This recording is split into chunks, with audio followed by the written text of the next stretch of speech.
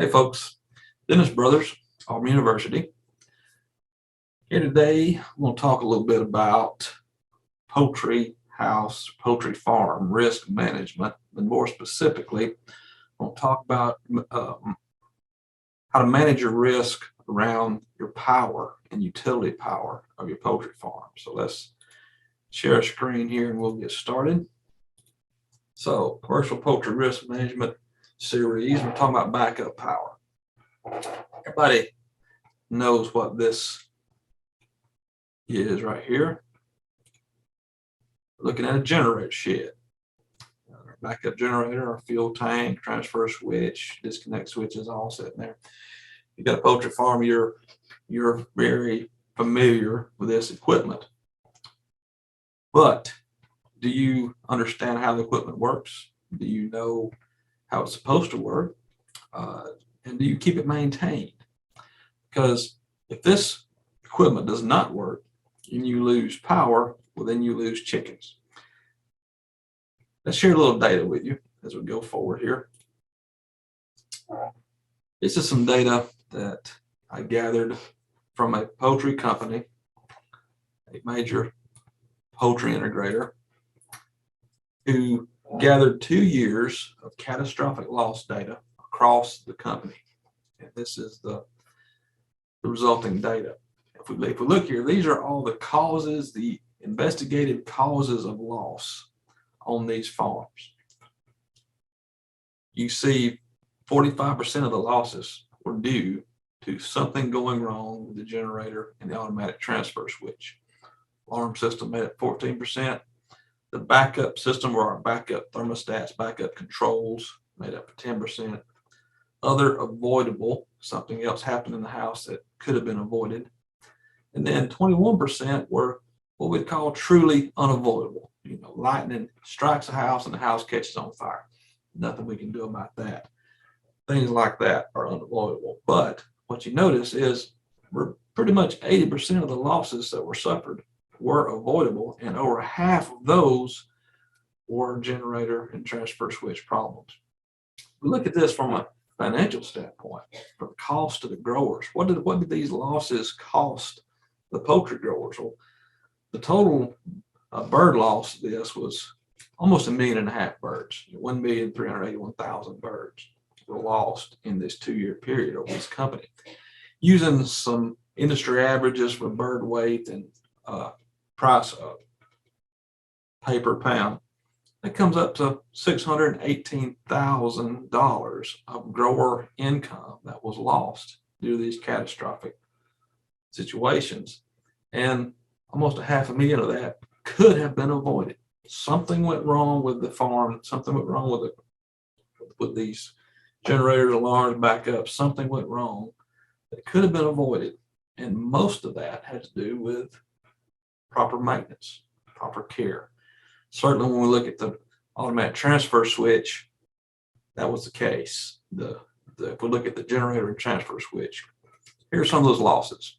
As I investigated these losses and looked at them, here's what we found.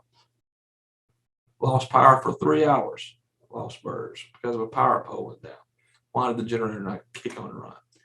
Generator overheated and shut down. Fuel line problem. Overheated. The generator ran, but the transfer switch didn't work. Generator ran for a little while, quit. Generator quit. 600 amp breaker burn up, transfer switch didn't engage. The generator came on, but there's a problem with the transfer switch. Transfer switch. All these problems, as we investigated these situations closer, there was a failing of the maintenance program on the farm, failing of the proper procedures. These backup systems, the generator and transfer switch, should have operated properly and could have if we had been doing our job correctly. So we look at this from a monetary standpoint, from a risk management focus of all those things that cause losses. Where should our focus be? Well, it's obvious. Of the avoidable losses, $250,000 was attributed to the generator and transfer switch. So here's where our money can be made. Sure, there is some opportunity in some other areas, but we're not here to talk about those today. We're talking about generator and transfer switches. And if you look at the integrator value, what the integrator lost when he lost those birds, a common multiplier is about 10 times the pay that goes to the grower is what the integrator was looking to make had he been able to sell those birds. He has $2.5 million at stake. So when you wonder why your integrator is putting a lot of pressure on you to keep your maintenance up, there's why. There's a lot of money at stake here. So where are we at? Here's a line chart of the electrical flow on a farm as the power comes from the power company, flows through the generator shed out to the houses. What we're looking at here is everything in the generator shed. This is what are the things in your generator shed. The generator itself, transfer switch, disconnect, house disconnects. Those are the things that we're looking at that we need to pay attention to. How valuable is it to pay close attention to these? And what is the offset cost? What are you actually getting? What should you get? That's what we're going to talk about. So when we look at generator service, cost and benefit analysis, okay, what we often see is a grower goes out and says, I'm going to do what I have to do. And he thinks that's just an oil change, just like you'll change oil in your tractor. Well, if all you're doing is an oil change, it's going to cost you $250, $300 a year for a service call. If you pay somebody, it costs you less probably if you do it on your own. But if that's all you do, then that's actually the most costly thing you can do. Most costly. You're not really saving any money. Whereas if you go for a professional service, you're going to pay $800 to $1,000 per service once a year. That's your base fee. But in fact, this is the best money that a grower can spend on their farm. It's a good professional generator service. Because think about it, $1,000 a year versus $15,000 on average lost revenue for one house. And the lost potential revenue for the integrator, once again, about 10 times of that. So what should you get for your money? What should you be getting when you pay that $800 to $1,000 when you hire a good professional generator service? You should get at least 9 things that we're going to talk about today. Number 1, you should get an oil change and a filter change. Absolutely, that's part of it. But that's not all you want. That's only part of the problem. That's only a tip of the iceberg. When you look across all the losses we've seen for catastrophic losses from loss of power, you very seldom see a generator shut down because of an oil problem. It just doesn't happen. Those are not the things that cause problems typically. As a matter of fact, generator manufacturers will tell us that if you got good maintenance on your generator system, that generator could run 400 hours or about 16 days nonstop, continuously, before you even have to start thinking about, well, I may need to shut it down and change the oil. So the oil is not a problem that we need to worry about when we're on long generator runs, as long as we've had good maintenance, changed it once a year, regardless of hours, and we're good to go. That's one thing you should get, but it may not even be the most important thing you should get. Number 2 on our list is fuel system, fuel tank and system check. The fuel system on these diesel run generators causes a lot of problems. We've seen this continuously, consistently. Fuel causes a lot of problems. This fuel does not store well. So part of that professional service should be a fuel tank and system check. They should check your tank for water. They should install biocides, put proper moisture dispersion additives in the tank. All that should be part of a good service. They should be able to drain water from your tank. So your tank should have a way to drain water from the bottom.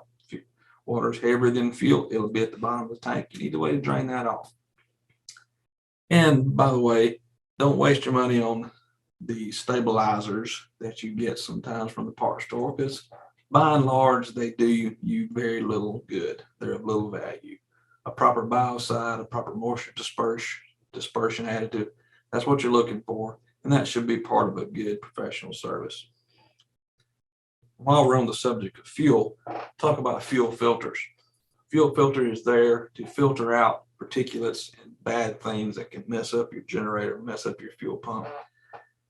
So how many spare filters do you have on hand? Because what happens if you're on a long run situation and your generators run for days and days, you can start stopping up your filters. If you don't have a spare, you may not be able to get to the store and get one. You could be in a tight. How many you have on hand? I suggest at least 6 spare fuel filters on hand. Let's just say that costs $50 a piece. That's $350 you have to spend, but you don't have to spend it once. And you may never have to use those filters, or you may be like this grower, have to use several of them in one day. But if you didn't have them on hand, you'd have a shutdown generator, you'd lose birds. So have some spare filters on hand. The third thing you should expect is belts should be inspected and even replaced. Typically, your basic belts on a generator are often included as part of that full service. And you need to keep a spare. Ask your generator service man, what's the one belt I need that I can't do without, and give me a spare. Have it on hand. Hoses should be inspected and replaced if needed. That's radiator, oil hose, fuel hose, all kind of hoses on these modern diesel generators, and they should all be checked closely during the inspection process. And often, especially bulk type hoses, if they need to be replaced, are often covered as part of this full service. Check and fill your cooling systems. Your cooling system, your radiator should be checked. It should be checked for enough antifreeze and coolant. It should be checked to make sure it's not stopped up. And every 5 years, we want to drain the system, remove the radiator, clean it out, flush out the system, clean out all the flutes, a serious cleaning. We suggest at least every 5 years that should be done. That's going to be some additional money. So that's going to cost you more, but it will pay for itself over the long term.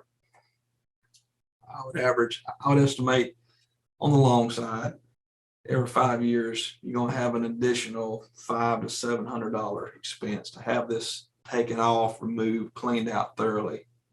Done a good job, but it's only every 5 years. Air filters should be changed every year. Every year we need to change the air filters, even if it looks okay. It needs to be changed. These airflow on these turbo diesel generators have a high airflow requirement, and air filters need to be clean and stay clean as best as possible. So change them every year. They don't have to be the name brand, but if that's what you want to do, that's fine. But they can be a Fram or a CarQuest brand, or whatever brand you can get, or whatever brand your professional service guy carries will be fine. But you need a clean one every year. And you can keep the old one from last year, still looks in good shape. Keep it in the box, keep it in the shed, just in case you need a spare. Always good to have a spare. They need to open up your electrical control boxes and look at the control box, look at the junctions, look at the wires, where the wires are bolted into the generator itself. Those wires get loose over time, so those connections need to be retorqued. Need to clean out this area. Look at all the cobwebs, dust, dirt dauber nest. You think that can cause a problem? Absolutely. All that has to be cleaned out. That should be part of this good professional service. Our batteries, need to test our batteries, test our battery chargers, make sure they're all putting out the right amperage. The battery needs to be tested under load to see if it can hold up. And then every 2 years, the battery needs to be changed. Just get a new one. It's not worth taking a chance on a 3-year-old battery that you may not know it's getting weak until you need it to crank the generator. then it's too late. If you have to replace a battery, you're looking at $200 to $350 probably, somewhere in that range, but it's only once every 2 years. Check the terminals. You don't want to see terminals look like this. And check your charger. Make sure you have the appropriate battery tender or float charger that only puts power into the battery when the battery needs it and puts a low amperage 1.5 to 3 amps to maintain the health of your battery. Transfer switches, disconnect switches, that big transfer box. You need to have a professional serviceman that knows how to open that box, look inside it, check all these connections, retorque the connections if needed, check the grounding, check the circuit boards, put the system through a test, multiple tests, and make sure it's going to work when it needs to work. All these disconnect switches for the houses, same thing. They need to be opened up, those boxes, tested, make sure all the connections are in good shape. Check any breakers, fuse, switch. All that's part of that professional service that you're paying for. That's added value, that's over and above just an oil change. All these parts, number 2 through 9, all these separate things that are not oil changes, additional to oil changes, all these are where we see the majority of our losses occur.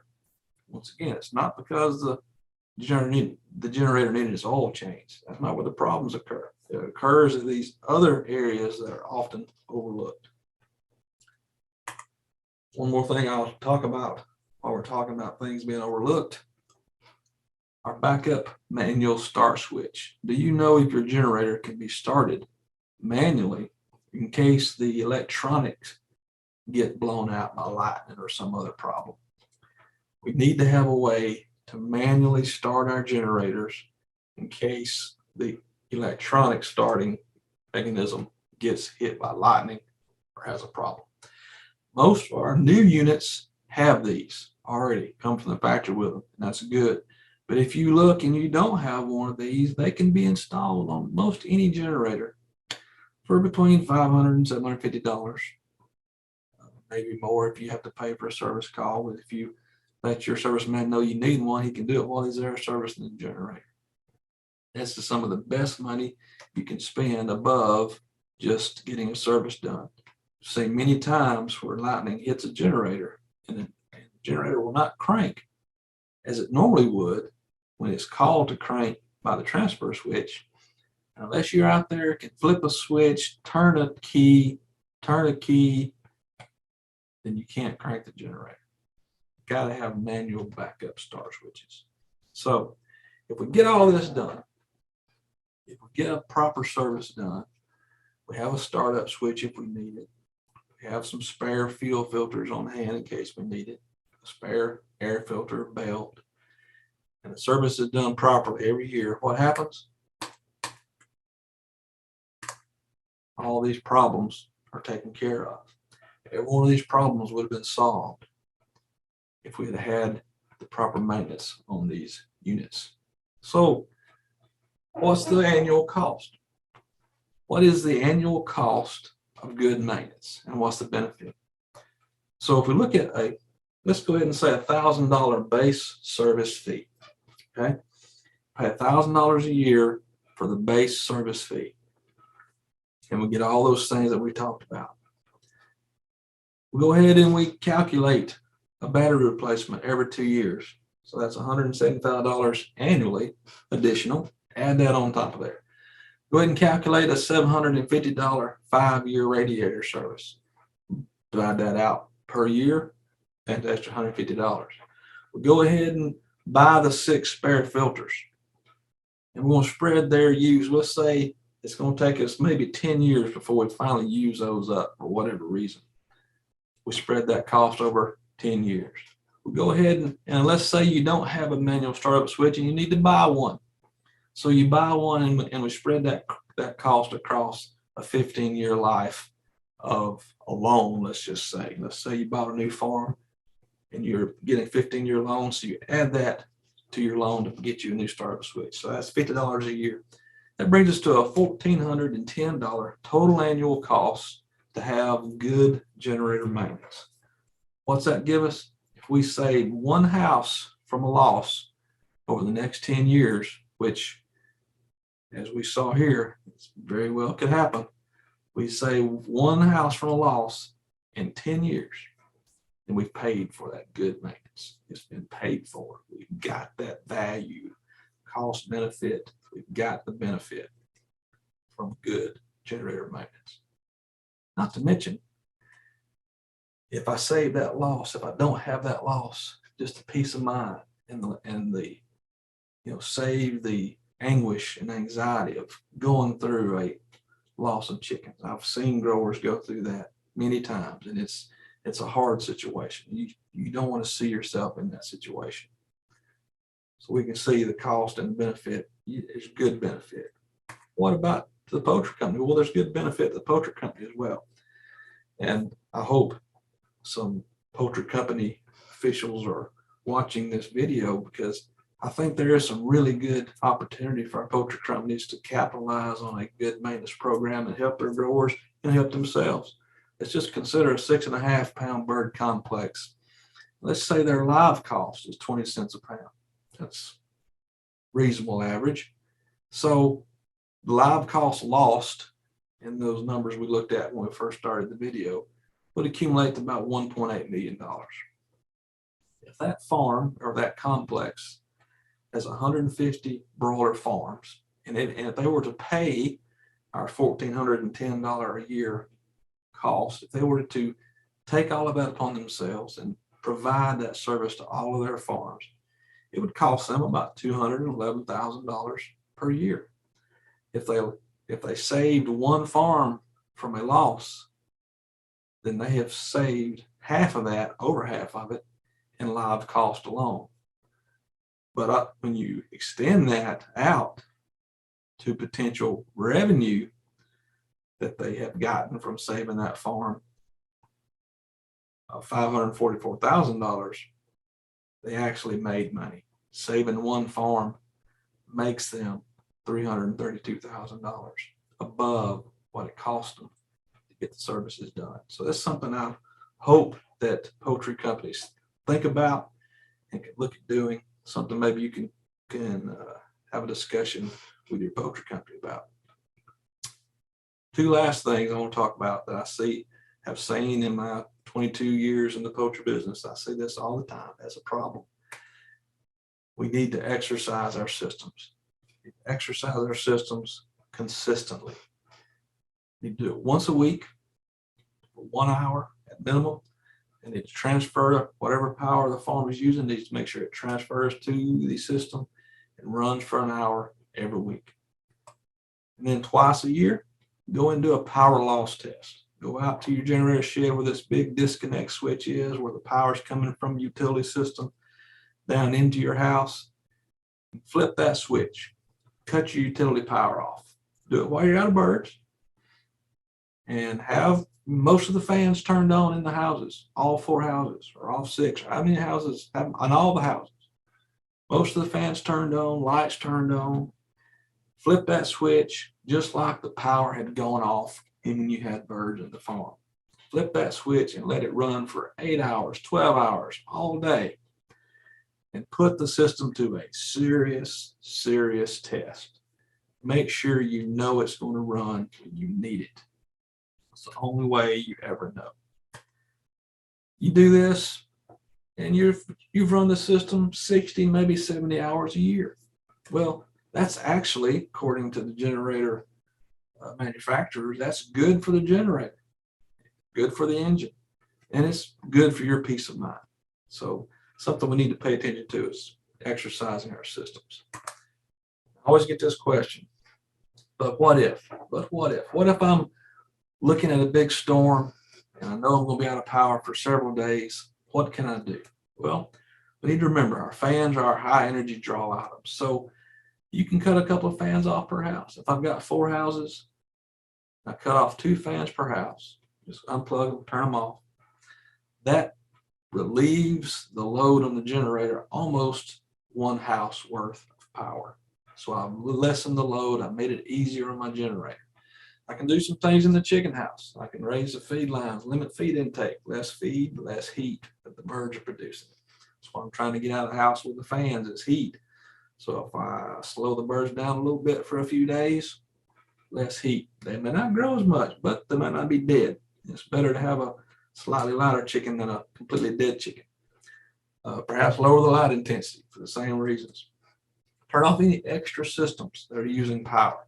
Things that you might not normally think about, like your non-essential lights in equipment rooms or air conditioning in your control rooms or work areas. And anything that can be limited to take load off the generator, you can turn those off and get you through those few days when you're really working hard and working generator hard. So one last thing I want to share with you.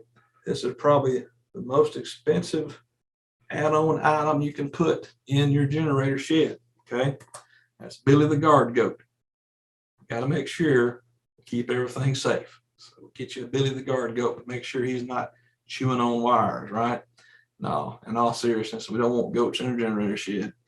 Keep him out.